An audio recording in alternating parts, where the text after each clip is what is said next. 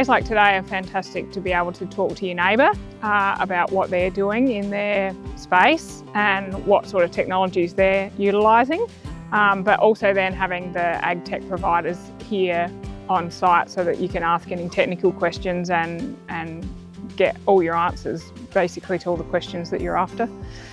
So there's a lot of different things that I've seen today that I hadn't necessarily known were available or that were commercially available, I guess you'd say. So it's nice to see some things in action and some really interesting use case examples of them. It's obviously customer interaction. So meeting with growers, talking about what solutions could fit their purpose, and obviously showcasing how it works and getting the growers hands-on with the technology, which is a really key part in agriculture, as it's obviously a large investment for technology. So as much information as we can give the growers as possible is really key for them to be making the decisions and bringing the most efficient technology to their growing operation. Well, not only is it an opportunity with an event like today to draw our members, our grape growers and winemakers together, but it's also fantastic to see people from other regions around the state, taking advantage of having a workshop in our region and visiting. And I think the real benefit of that to our growers is that we hear different points of view, different experiences from region to region, which helps us all get a better understanding and ideas for the future. It's just a fantastic opportunity to be involved with Wine Australia and be involved with our peers from the district and outside the district. It's just always enjoyable.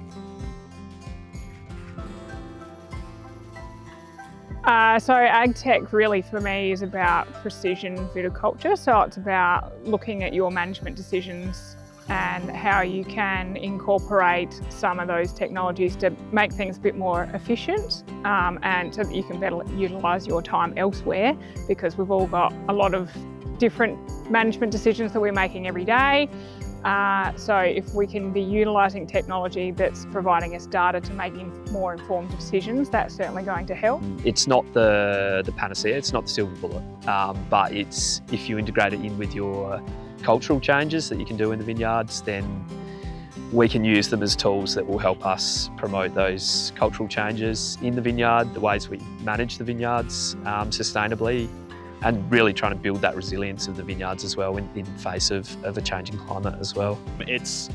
The world of technology today is all about being open-minded, as it's sometimes when you hear about things, it's like, is that really how it works? And then when you come to see it and get your hands on it, it's like, okay, this is real, this is bringing us efficiencies, and it can save us money and help us to be more sustainable, as well as reducing the economic burden that current practices have on the agricultural industry.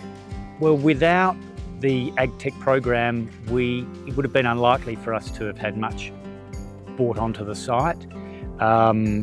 So it's been a huge advantage, because without the program, we probably wouldn't have been involved. Certainly not in the degree that we have, and had an opportunity to look at such a range of technology. So it's been everything for us participating.